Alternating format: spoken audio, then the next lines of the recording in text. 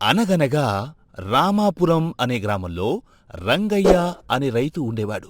రంగయ్యకి 2 కొడుకులున్నారు, రాము మరియు సోము. ఒరేయ్ నాయనలారా, రాము అలాగే సోము ఇలా రండి. ఏంటి నాన్నగారు పిలిచారు? ఏమీ లేదురా, మీ తండ్రి చిన్నప్పటి నుండి కష్టపడే బ్రతికాడు. మనకి ఆస్తులు అంతస్తులు ఏమీ లేవు. రెక్కల కష్టం మీదే మన జీవితం సాగించాలి. కాబట్టి మీరు కూడా వయసులో పైకి ఎదుగుతున్నారు. ఇప్పటి నుండే కష్టాన్ని నమ్ముకుంటే రేపన్న రోజు నాడు సుఖపడవచ్చు. కాబట్టి ఒళ్ళు దాచుకోకుండా కష్టపడండి, చెమట చుక్క చిందించండి. అలాగే నాన్నగారు, మీరు చెప్పిన మాటలను ఖచ్చితంగా పాటిస్తాను. ఇప్పటి నుండి కష్టపడటం నేర్చుకుంటాను. నాన్న ఇలాగే చెప్తుంటాడులే, ఎప్పుడో వచ్చేదాని గురించి ఇప్పటి నుండి కష్టపడటం ఎందుకు? టైం వచ్చినప్పుడు కష్టపడితే సరిపోతుంది. ప్రస్తుతానికి సుఖంగా ఉంటే చాలు. తర్వాత కొద్ది రోజులకు నాన్న పొలాన్న ఒకడే కష్టపడుతున్నాడు. మనం వెళ్ళి సాయం చేద్దాం, వస్తావా? ఒరే, నాన్న మనల్ని అప్పుడే కష్టపడమని చెప్పలేదురా. మనం కష్టపడటానికి ఇంకా చాలా టైం ఉంది. మనం ఇప్పుడే వెళ్ళి చెమటలు పట్టేలా అలిసిపోవడం ఎందుకు? శుభ్రంగా ఇంటి వద్ద ఉండి విశ్రాంతి తీసుకుంటే చాలా సుఖంగా ఉంటుంది. నేను రాలేను, కావాలంటే నువ్వు వెళ్ళు. సరే అయితేరా, నేను వెళ్తున్నాను మరి. నాయనా రాము, ఏమిటి ఇలా వచ్చావు? నీకు సహాయం చేద్దామని వచ్చాను నాన్న.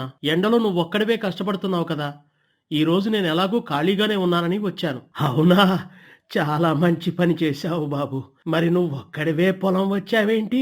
సోము ఏమయ్యాడు? సోమును పొలం రమ్మని పిలిచాను నాన్న. అయితే తాను ఇంటి వద్ద ఉండి విశ్రాంతి తీసుకుంటానని చెప్పాడు. పోనీలే, నాకు సాయం చేసేందుకు నువ్వైనా వచ్చావు. కానీ రాము, జీవితంలో ఎప్పుడు చెయ్యాల్సిన పని అప్పుడే చెయ్యి. వాయిదా వేసుకున్నావంటే గనక అది నీకు మరింత భారంగా మారుతుంది. కాబట్టి కట్టం చూసి పారిపోకుండా ఇట్టంగా దాన్ని సేకరించావంటే ఎటువంటి సవాలైనా సరే మనం సులభంగా ఛేదించవచ్చు. మీరు చెప్పినట్టే చేస్తానన్నా. నేను జీవితంలో కష్టాన్ని నమ్ముకుని జీవిస్తాను. మీలాగే ఎప్పటికప్పుడు ఒళ్ళు దాచుకోకుండా పనిచేస్తూ డబ్బులు సంపాదించి కుటుంబాన్ని సుఖంగా చూసుకుంటాను. ఒకరోజు రంగయ్య ఇంటి వద్ద ఉండగా కొడుకుల్ని పిలుస్తాడు. ఒరే రాము, సోము ఇలా రండి. నేను మీకొక పని చెబుదామనుకుంటున్నాను. మన తోటలో జామ చెట్టు కాయలు బాగా తయారయ్యి ముగ్గిపోయాయి. మనం వాటిని కోసి రేపొద్దున సంతలో అమ్ముకోవాలి. కాబట్టి మీరిద్దరూ వెళ్ళి వాటిని ఇప్పుడు కోసుకురండి. ఎడం పక్కనున్న 10 చెట్లు రాము కోస్తాడు, కుడి పక్కనున్న 10 చెట్లు సోము కోస్తాడు. ఇలా ఎవరి వాటా వారు కోసుకుని ఇంటి దగ్గర పెడితే రేపు నేను సంతకెళ్ళి అమ్ముకుని వస్తాను. అర్థమైందా? అర్థమైంది నాన్న. నువ్వు చెప్పిన విధంగానే ఎడం పక్కనున్న 10 చెట్ల కాయలు కోసుకుని నేను ఇంటి దగ్గర పెడతాను. ఒరేయ్ సోము, నేను చెప్పింది నీకు అర్థమైంది కదా? ఇందులో అర్థం కాకపోవడానికి ఏముంది నాన్న? కుడి పక్కనున్న 10 చెట్ల కాయలు కోసుకొచ్చి ఇక్కడ పెడితే నువ్వు పట్టుకెళ్లి సంతలో అమ్ముతావు, అంతే కదా? అది ఎంత పని చెప్పు. నేను రాములాగా ఆలస్యం చేయను. నేను తలుసుకుంటే గంటలో కోసుకొచ్చి ఇంటి దగ్గర పెట్టగలను. నువ్వేం కంగారు పడకు. నువ్వు సంతకెళ్లే లోపు వాటిని తీసుకొచ్చి ఇంటి దగ్గర పెట్టే బాధ్యత నాది.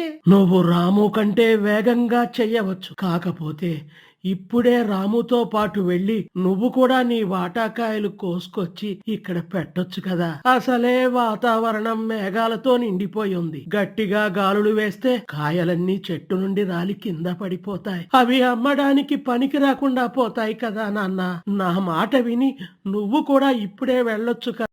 అబ్బా నానా, నేను ఇప్పుడు వెళ్ళినా స్నేహితులతో ఆడుకోవాలి. నేను కోసుకొస్తానని చెప్తున్నాను కదా, ఎందుకో పదే పదే చెప్తా. కావాలంటే రాముగాడిని వెళ్ళి వాడి వాటా కోసుకుని రమ్మనండి. నేను నా వాటా ఎప్పుడు కొయ్యాలో నాకు బాగా తెలుసు. సరే అయితే నీ ఇష్టం. నీ బాధ్యత నీకు గుర్తు చేశాను. ఎప్పుడు చేస్తావో చేసి నాకు అందించు. రాము, మరి నువ్వేం చేస్తావు ఇప్పుడు? నాన్నగారు, నేను ఇప్పుడే తోటకు వెళ్ళి మీరు చెప్పిన విధంగా నా వాటాలో ఉన్న కాయలన్నీ తీసుకొచ్చి ఇంటి దగ్గర పెడతాను. సరే నాన్న, జాగ్రత్తగా వెళ్ళి తొందరగా వచ్చాయి.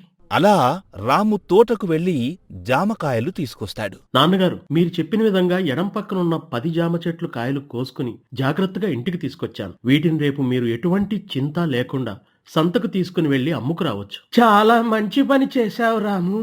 నీకు చెప్పిన పనిని వెంటనే పూర్తి చేసి నీ బాధ్యత నిర్వర్తించావు. సోము కూడా నీలాగే చేస్తే ఎంత బావుండు. వాడు ప్రతి పనిని ఇలా వాయిదా వేసుకుంటూ పోతే వాడే నట్టపోతాడు. ఆ విషయం వాడికి అర్థం కావడం లేదు. తను మీరు రేపు సంతకెళ్లేలోపు కోసుకుని వస్తానని చెప్పాడు కదా, అప్పటి వరకు వేచి చూడండి. ఏం చేస్తాడో చూద్దాం. ఒరేయ్, ఈ రోజుకి ఆటలాడుకుంది సరిపోతుంది. నేను పొలం వెళ్లి పని చేయాలి.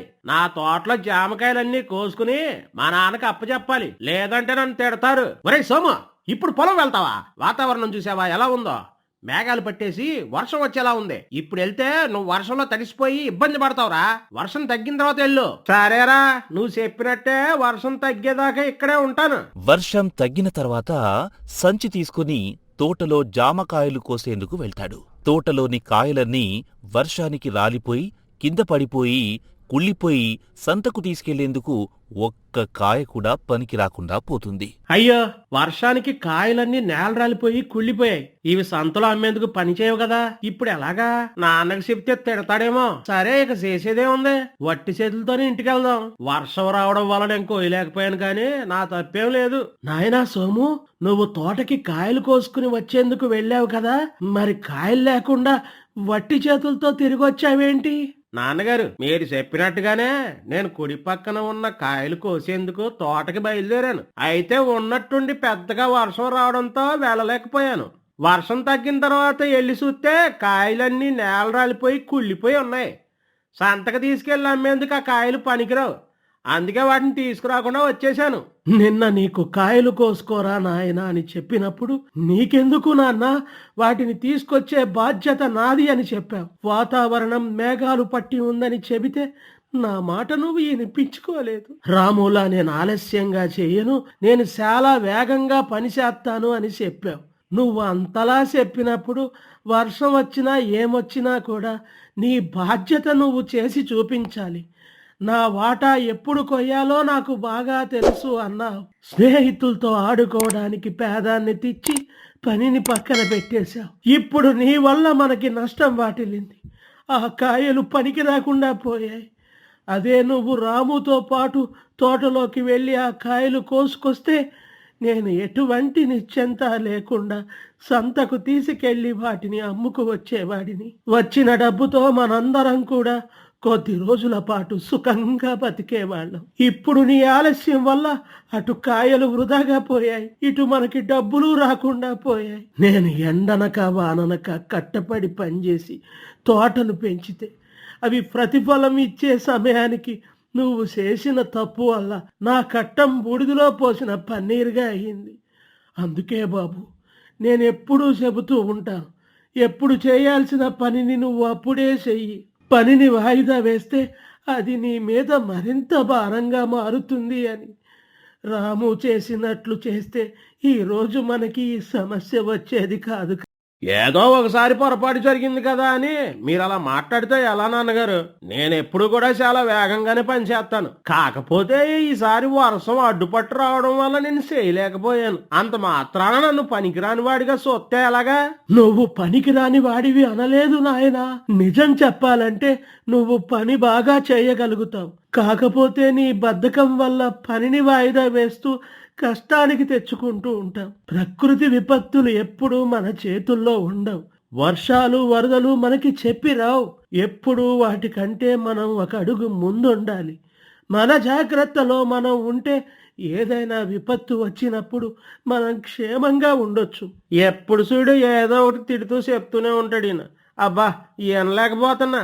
ఇప్పుడు నేను ఇంతలా చెబుతున్నా కూడా మీ నాన్న నిన్ను తిడుతున్నట్లు అనిపిస్తుంది, కానీ నా మాటలు రేపన్న రోజు నాడు నీకు అర్థమవుతాయి. నువ్వు కూడా నా స్థానంలోకి వచ్చిన తర్వాత ఈ తండ్రి చెప్పిన మాటలు నీకు అప్పుడు వినిపిస్తాయి. పనిని ఎంత వేగంగా చేశామన్నది కాదు, సరైన సమయానికి మొదలు పెట్టామా లేదా, సరైన సమయానికి పూర్తి చేశామా లేదా అన్నదే ముఖ్యం. ఎంత చిన్నగా మొదలు పెట్టినా పర్వాలేదు. ఒకసారి ప్రారంభిస్తే ఏదో ఒక రోజుకి పూర్తవుతుంది. అంతేకాని చేద్దాంలే చూద్దాంలే అని కూర్చుంటే అది ఎప్పటికీ ముందుకు కదలదు. మీకు చిన్నప్పుడు మీ పాఠశాలలో చెప్పే ఉంటారు, తాబేలు కుందేలు కథ. రాము, నీకా కథ గురించి గుర్తుందా? గుర్తుంది నాన్నగారు. అనగనగా ఒక రోజు కుందేలు తాబేలు పరుగు పందాలు పెట్టుకున్నాయంట.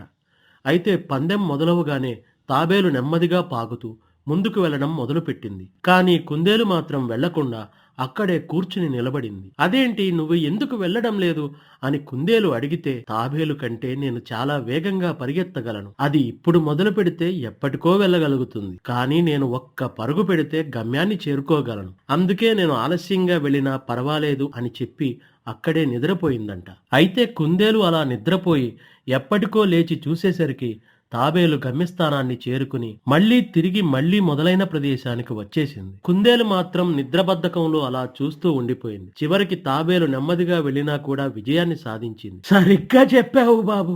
మనలో కుందేలు లాంటి వేగం ఉన్నా కూడా సరైన సమయానికి ప్రారంభించకపోతే ఓటమి చెందుతాం. తాబేలు అంత ఆలస్యంగా ఉన్నా కూడా ఎప్పటి పనిని అప్పుడే మొదలు పెడితే ఏదో ఒక సమయానికి గమ్యాన్ని చేరుకుని విజయాన్ని సాధిస్తాం. జీవితంలో అందరూ కుందేలులా ఉండలేకపోవచ్చు, కానీ తాబేలులాగా క్రమశిక్షణతో ఉంటే మంచి జీవితం లభిస్తుంది. మీరు కూడా ఎప్పుడూ బద్ధకాన్ని వదిలిపెట్టి కష్టాన్ని నమ్ముకోండి అని చెప్పేది ఇందుకే.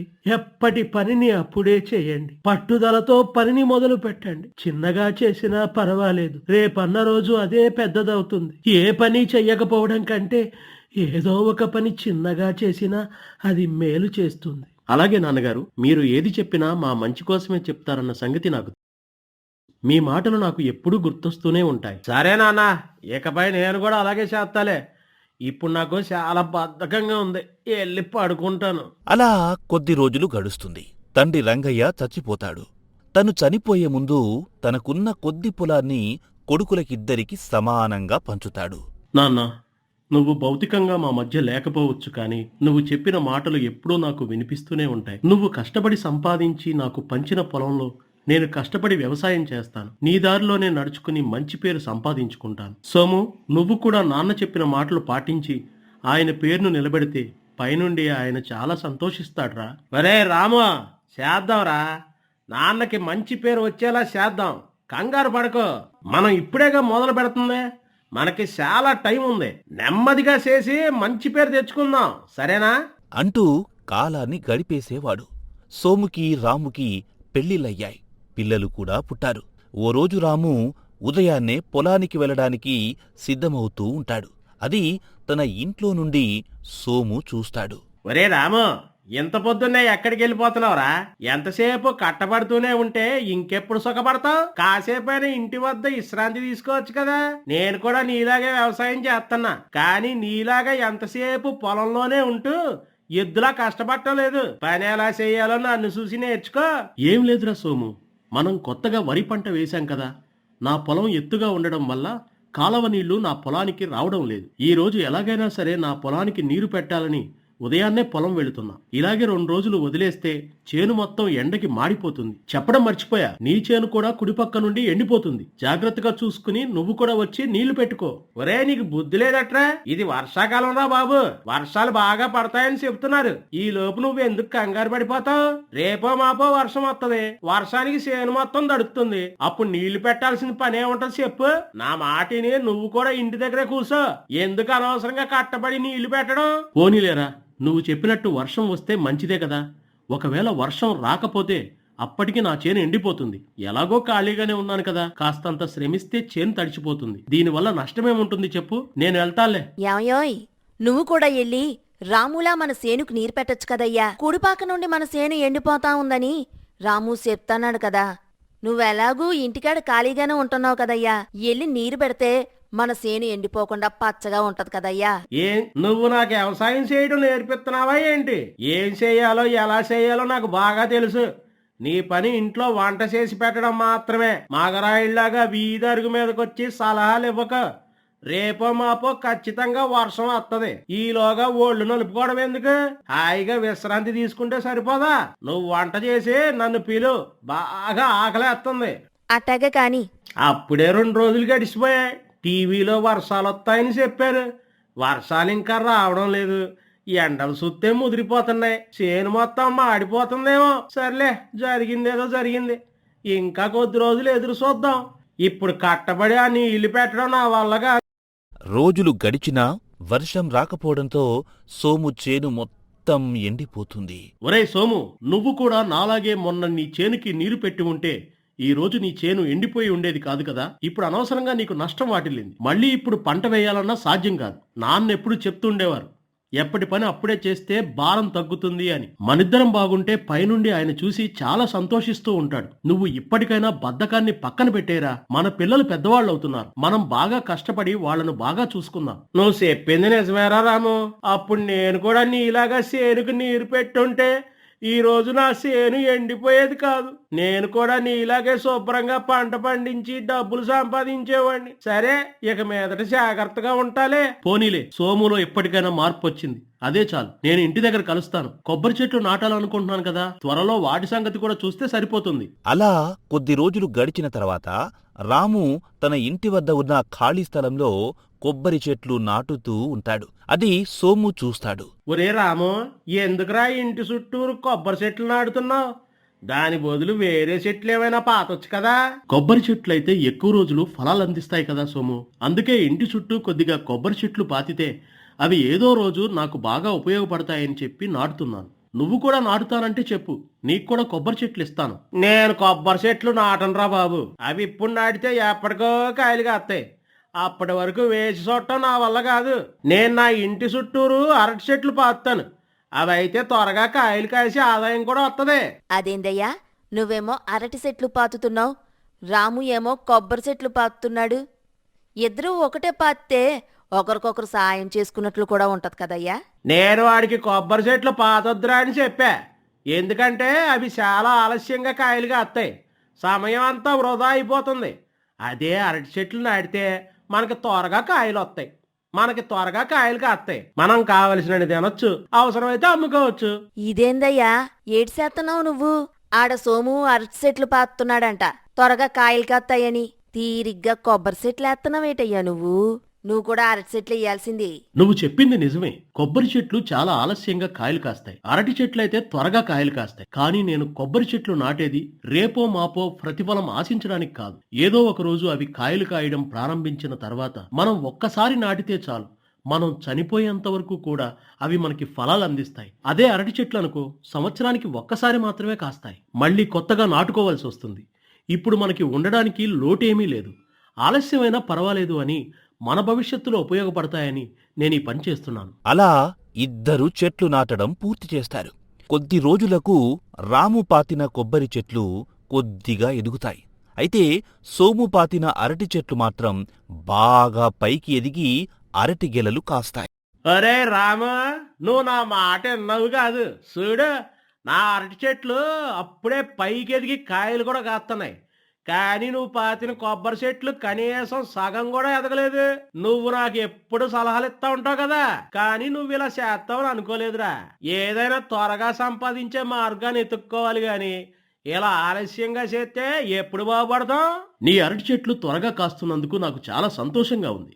నువ్వు చెప్పింది నిజమే అయినా కూడా మనం కొన్ని పనులు ఆలస్యంగా చేసినా అవి మనకి అద్భుతమైన ఫలితాలు అందిస్తాయి. దూరం ఎంతో ఉందని చెప్పి ప్రయాణం మొదలు పెట్టకపోతే ఇక్కడే ఉండిపోతాం. అదే ఒక్క అడుగుతో మొదలు పెట్టినా ఏదో ఒక రోజు గమ్యాన్ని చేరుకుంటాం. అలానే ఈ కొబ్బరి చెట్లు ఇప్పటికిప్పుడు ప్రతిఫలం అందించకపోవచ్చు, కానీ ఒక్కసారి అవి కాయలు కాచిన తర్వాత నేను వెనక్కి తిరిగి చూసుకోవాల్సిన అవసరం ఉండదు. అదే అరటి చెట్లనుకో, ప్రతి సంవత్సరం పాతాల్సి వస్తుంది. మనం పడే కష్టాన్ని కూడా మనకి అనువుగా మార్చుకుంటే జీవితం చాలా బాగుంటుంది సోము. నువ్వే చూస్తావు కదా. రోజులు గడుస్తాయి. రాము, సోము పిల్లలు కూడా పెద్దవాళ్ళవుతారు. అప్పుడు ఊర్లో వరదలొస్తాయి. ప్రభుత్వం వారు మైక్ అనౌన్స్మెంట్ చేస్తారు.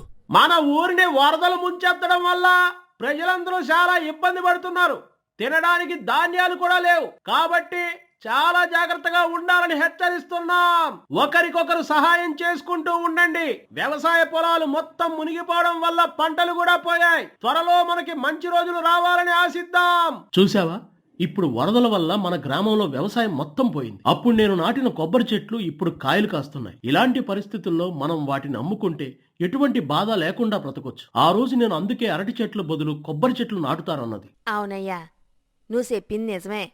ఆ రోజు ఏదో తెలియక మాట్లాడేశాను గాని, ఆ రోజు నువ్వు చేసిన పనుల్లా ఈరోజు మనకు కాస్త ఇబ్బందులు తప్పాయి. అందుకే ముందు చూపుతో పనులు చెయ్యాలంటారు. నీకా ముందు చూపు ఉందయ్యా. నేను అప్పుడే చెప్పాను, మనం కూడా రాములా కొబ్బరి చెట్లు నాటితే ఈ రోజు మన దగ్గర కూడా డబ్బులుండేయి. మనకు తినడానికి ఇబ్బంది కూడా ఉండేది కాదు. అప్పటికప్పుడు వచ్చే ఆదాయం గురించి చూసావు. రాము మాత్రం ముందు చూపుతో భవిష్యత్తు గురించి ఆలోచించి ఆ రోజు కష్టపడ్డాడు. నేను అప్పుడే చెప్పాను, మనం కూడా రాములా కొబ్బరి చెట్లేస్తే ఈ రోజు మన దగ్గర కూడా ఆదాయం ఉండేది. మనం తినడానికి కూడా ఇబ్బంది ఉండేది కాదు. అప్పటికప్పుడు వచ్చే ఆదాయాన్ని చూసుకున్నావు.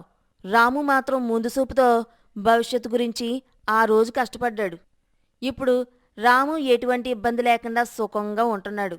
నువ్వు ఆ రోజు నేను చెప్పినట్టు సేనికి నీరెట్టుంటే పంట నాశనం అయిపోకుండా ఉండేది. కనీసం దానికి గింజలైనా దాచుకొని తినేవాళ్ళం కదా. ఈరోజు సరిగ్గా కడుపు నిండా తినడానికి కూడా ఇబ్బంది పడుతున్నామయ్యా. మనం ఇప్పుడు ఏం చేయగలం చెప్పు? అప్పుడు మనం నాటిన అరటి చెట్లు కూడా ప్రతిఫలాన్ని ఇచ్చాయి. కాకపోతే అది అప్పటికప్పుడు సరిపోయాయి. కానీ రాము నాటిన కొబ్బరి చెట్లు ఇప్పుడు ప్రతిఫలాలు ఇస్తున్నాయి. అవి ఇస్తూనే ఉంటాయి. మనకి అప్పుడు అంత ఆలోచన లేదు. ఇప్పుడు ఆలోచించినా లాభం లేదు. నేను సరిగ్గా ఆలోచించకుండా మిమ్మల్ని అందరినీ చాలా బాధ పెడుతున్నాను. అప్పుడు మా నాన్న చెప్పినా నేను వినలేదు. ఇప్పుడు మా రాము చెప్పినా నేను వినలేదు. బాగుపడమని చెప్పినప్పుడు వినకపోతే నాశనం అయిపోయిన తర్వాత తెలుసుకునే లాభం ఏంటి? ఇదిగో సోము వాళ్ళు తినడానికి సరుకులు లేక ఇబ్బంది పడుతున్నారంట. వాళ్ళు అలా కట్టాల్లో ఉంటే మనసు పీకెత్తా ఉందయ్యా నాకు. మనకున్న దానిలోనే అలా కొత్త సాయం చేద్దామయ్యా. ఏమంటావు చెప్పు? అవును, ఎంతైనా వాడు నాకు తోడబుట్టిన అన్నయ్య కదా. వాడు బాధల్లో ఉంటే నేను సుఖంగా ఎలా ఉండగలను? మనకున్న సరుకులో కొద్దిగా సరుకులు సోము వాళ్ళకిద్దాం. ఆ సరుకులు తీసుకొని రాము సోము ఇంటికి వెళ్తాడు. సోము, మనిద్దరం ఒకే రక్తం పంచుకుని పుట్టాం. నీకు ఇబ్బంది అయితే నాకు ఇబ్బందిగానే ఉంటుంది. మీరు తినడానికి ఇబ్బంది పడుతున్నారని తెలుసుకున్నాను. ఇప్పుడు నా పరిస్థితి బాగానే ఉంది. నేను కావలసిన సరుకులు తెచ్చుకున్నాను. అందులో కొద్దిగా మీరు కూడా తీసుకుని ఇబ్బంది పడకుండా తినండి. ఆ రోజు నేను నాటిన కొబ్బరి చెట్లే ఈ రోజు నాకు ఇబ్బంది లేకుండా చేస్తున్నాయి. అప్పుడు అవి ప్రతిఫలం ఇవ్వకపోవచ్చు. ఇప్పుడు నిరంతరాయంగా కాయలు కాస్తున్నాయి. ఆలస్యమైనా పర్లేదు, కొన్ని పనులు అద్భుతమైన ఫలితాలు ఇస్తాయనడానికి ఇదే ఉదాహరణ. ఎంత చిన్నగా మొదలుపెట్టినా అది ఏదో ఒక రోజు అనుకున్న గమ్యాన్ని చేరుకుంటుంది. నా మాట విని ఇప్పటి నుండైనా సరే నువ్వు సరైన విధంగా కష్టపడు. నాతో పాటు సమానంగా నువ్వు కష్టపడినా సరైన ప్రతిఫలం రావడం లేదంటే నీ విధానం, నీ పద్ధతి మార్చుకోవాలి.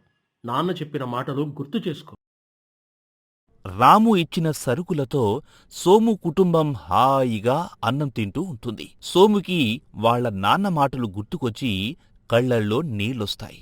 నేను కట్టపడాల్సిన సమయంలో సరిగ్గా కట్టపడితే ఈ రోజు మిమ్మల్ని ఇబ్బంది పెట్టే పరిస్థితి ఉండేది కాదు. చిన్నప్పటి నుండి రాము చాలా కట్టపడేవాడు. ఎప్పుడూ విశ్రాంతి తీసుకోకుండా రేపటి గురించి ఆలోచిస్తూ కట్టపడేవాడు. అందుకే ఈరోజు వాడు భవిష్యత్తు గురించి ఆలోచించి చేసిన పనుల వల్ల ఎటువంటి ఇబ్బంది లేకుండా ఉంటున్నాడు. ఎప్పుడు పడాల్సిన కష్టం అప్పుడే పడ్డాడు. కానీ నేను ఎంత చెప్పినా వినకుండా చాలా వేగంగా చేయగలను అనే మూర్ఖత్వంతో పనులను ఆలస్యం చేసేవాడిని. చిన్నప్పుడు సరిగ్గా పని చేయకుండా జామ తోటలో మా నాన్నకి నష్టం తీసుకొచ్చాను.